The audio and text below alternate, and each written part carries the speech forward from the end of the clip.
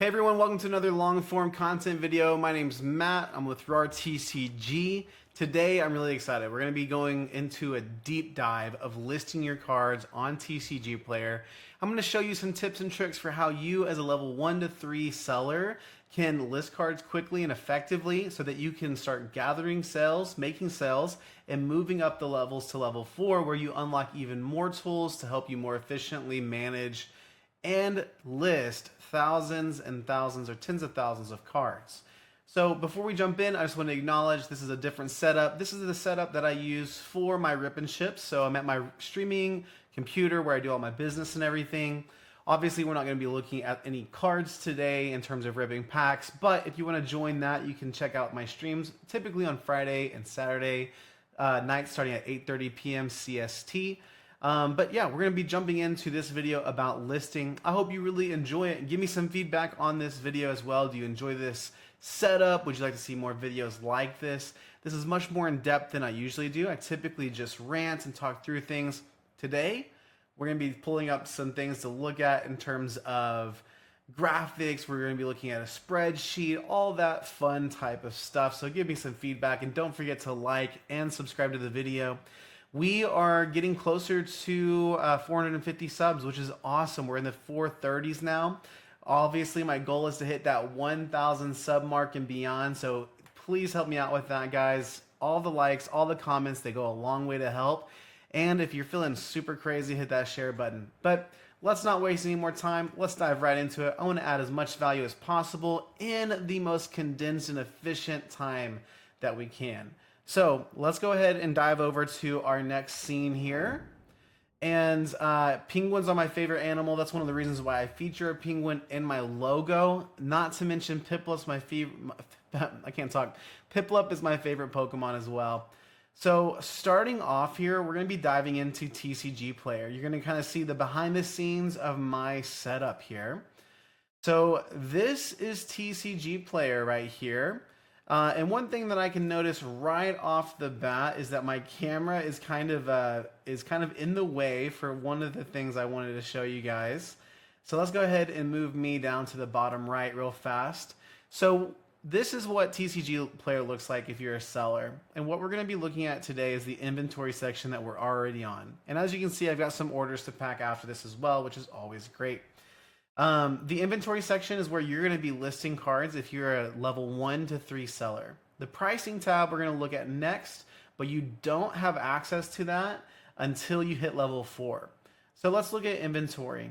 This is really nice. You got to manually put things in, but let's check out a set just so you can get an idea for how to do this. I honestly think that I know a lot of people say, hey, why don't they just give us access to the full suite of resources and tools at level 1? It's not fair. Honestly, I think that the basics that you learn from level 1 to level 4 are super important, and there's still times that I utilize the inventory tab actually regularly, especially if I have a couple cards, one-off, IRs, SIRs, and stuff like that. It is easier for me to do it this way compared to the more in-depth way we're going to look at later. So let's go ahead. We got to pick a product line here. Let's pick Pokemon. And then let's check out SV, let's do Paldea Evolved. So as soon as you load that, as soon as you click your settings here, you're going to notice that all of the cards from Paldea Evolved show up alphabetically. This is one of the reasons why I advocate so much for your initial sorts of your bulk cards, because if you can sort your bulk alphabetically by set, you are winning. You are already ahead of the pack. You're going to list cards so much quicker because they're already ready to go. So whenever I see that I have 4 Abomasnows and I want to list them, all I got to do is click into Abomasnow and then pick, I can set my price here. It gives me a couple different options. I can set how many quantity I have and what price I have for this card. So that's a really, really great way, an option to get listing cards from levels 1 to level 4. And honestly, guys, I honestly recommend that you start with maybe some duplicates in your collection, maybe some IRs, duplicate playable cards, stuff like that. You don't have to run out and spend hundreds of dollars or even $100. If you have 50 to 100 duplicate cards or cards you no longer want in your collection, start with those. It's harder to let go of them because they've been in your collection, but it teaches you some valuable lessons and gets you some experience with selling. So that's level 1 to level 3 right there. You can list any cards you want to, but I really recommend that you search up the competitive card game. You start learning about why certain cards are more desirable, why certain cards are more competitive. A lot of times your trainer cards are going to sell through quicker than your regular common Pokemon cards. So just keep that in mind as you are considering your first couple of cards to sell. The next tool we're going to look at is our pricing tool here. You're going to see some of the same types of filters up here at the top. What I really like about the pricing tab is if I need to adjust some prices on the fly, if there's some high value cards that aren't necessarily selling very quickly, I can do that all in this tab fairly easily. Let me show you kind of how I do that. What I like to do is I actually like to use these advanced filters whenever I'm trying to look up certain card values. So let's look at that. We're going to pick Pokemon again and say I want to adjust all cards at or below, anything between $3 to $5 of my Pokemon inventory. What I would do is I would do Pokemon, all sets, and then I would say my catalog only, just to make sure that it's just my cards we're looking at. Make sure we're in stock there. All conditions, all of that is great. We're going to change that up in just a second when we talk about listing. And then I want to go from 3 to, let's say, $4.99. So this is a very specific range of cards. Let's even see if I have any listed at this time. It's been a while since maybe I've updated and relisted some of these higher mid-value cards. So let's apply that and see how many that I have. I actually only have 2 available. So let's check out what I have here. I've got a Brandon Full Art from Silver Tempest from a Full Art Trainer, and then a Lance Full Art Trainer as well from Silver Tempest. We can see here that my Lance is priced at market price. I like to use market price, but you can also see the lowest listing here as well, if that's something you're interested in. For me personally, I don't want to be the lowest listing on TCGPlayer. I don't mind being a bit above that. I don't mind that slowing down my sales a little bit. I want to maximize the revenue I'm making, and I do not feel it's necessary at all to be the very lowest listing. I'm not desperate to make sales. So I can show you in real time. So this Brandon is a little bit above market now, so that's showing me that the card's probably dipped in value. So I'm just gonna hit match here and we're gonna save. So I just did that real time. I didn't expect that. This is a real time flow of a little bit of workflow here. So that's fun. I'm glad we had a couple cards there to use as an example. So let's go ahead and go back to our pricing tool, reset all of that, and let's actually download one of the CSVs. Because as you become a level 4, especially if you're dealing with bulk, you're going to have hundreds to thousands of cards that you want to list at one time. And the idea of doing that manually can be overwhelming. Some people like to scan cards. I totally respect that approach. Some people are super successful with it. But whenever I've tried to set up a scanning kind of routine and process, the scanning is just not, it's just not reliable enough for me to really rest on that. I find that my workflow is much more fast whenever I'm doing things through these CSVs. When I have full control of what's going on, I'm not having to go back and make sure that every set is correct for the trainer card that I scanned.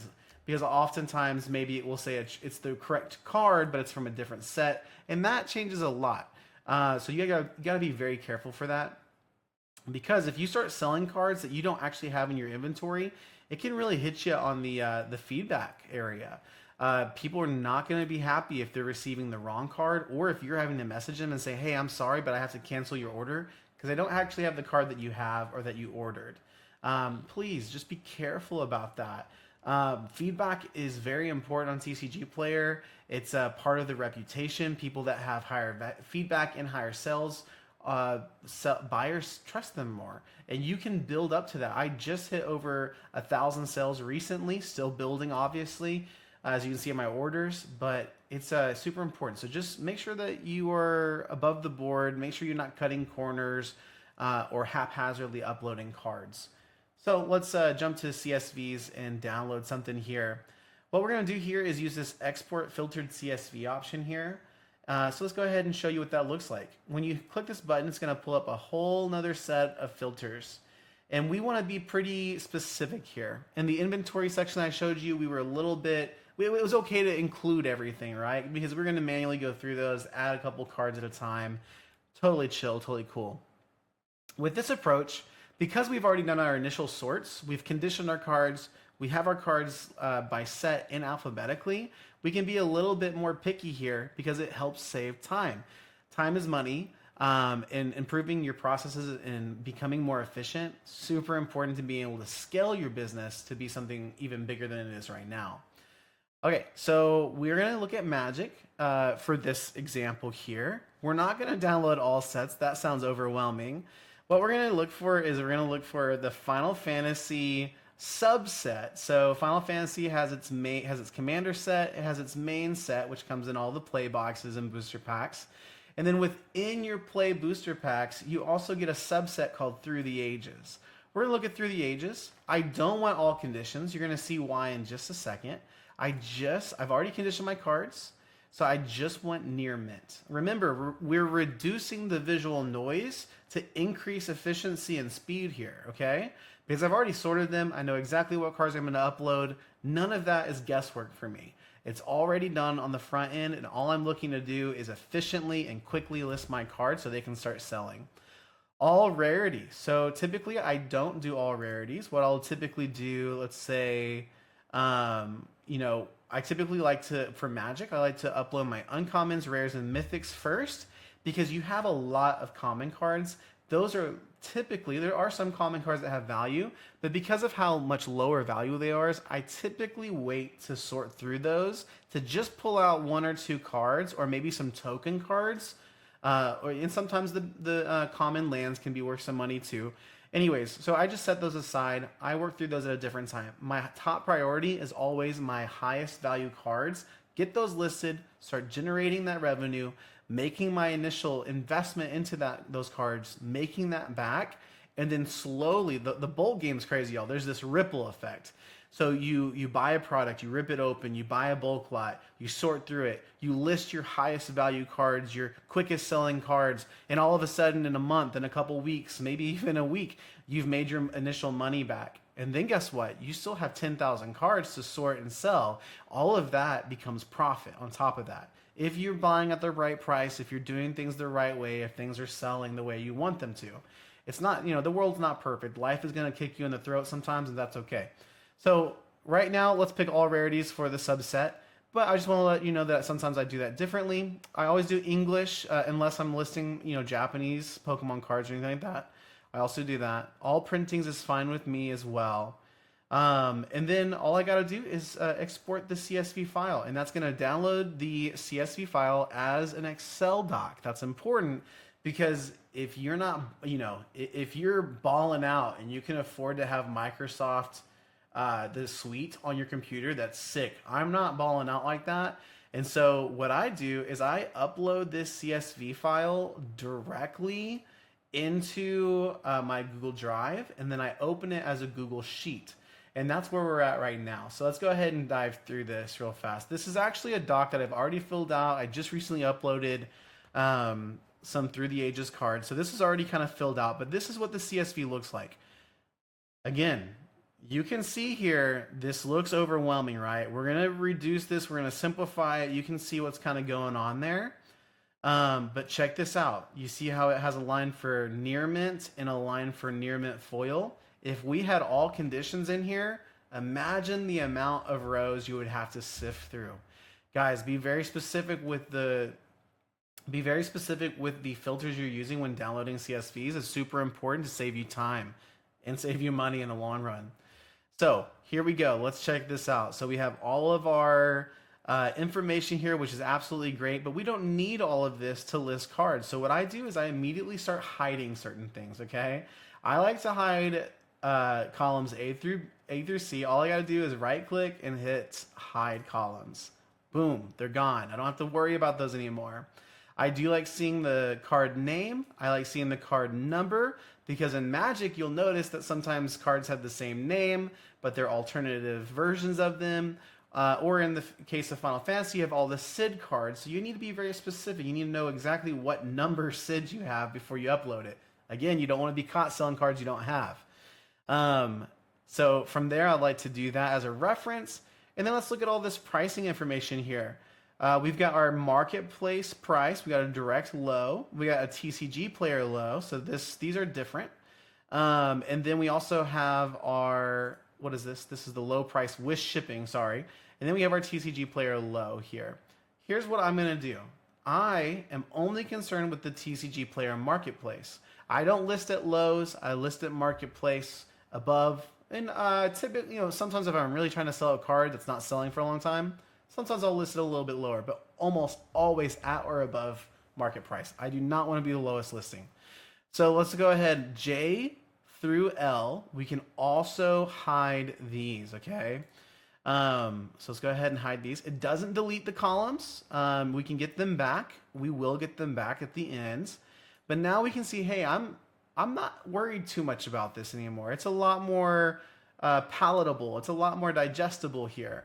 So let's look at some of these menus, these rest of these columns here. So total quantity is how much you currently have in your inventory, okay?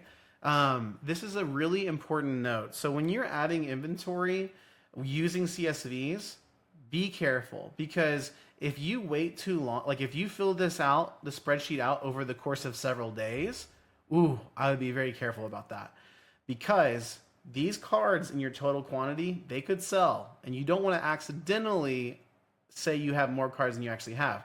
That's a phenomenon that happens. I think a lot of people refer to it as ghost inventory. Basically, what I do is I upload these very quickly. I monitor cells during the time that I'm adjusting and editing my CSVs, and then I upload them and make sure everything's good to go. Another alternative, even safer if you wanted to go this route, if you need some extra time, you can also hide your inventory. It's kind of like a vacation mode. You just hide your inventory, make your adjustments to your inventory, and then as you upload it, get these live, you can unhide your inventory to make sure everything's copacetic, nothing's missing, nothing weird's happened. So the total quantity is what's already in your inventory. Add the quantity. This is what we're going to be editing a lot here. This is just how many additional cards you're adding to your inventory. Super simple. We have already got those sorted alphabetically by set, so they're already in this order. And then from there, we have our marketplace here, the price. Now, this is where it's going to get fun, y'all, because I did not enter all of these values. You'll see a couple things about these values. If you're really looking, if you're really keen, you're seeing some things.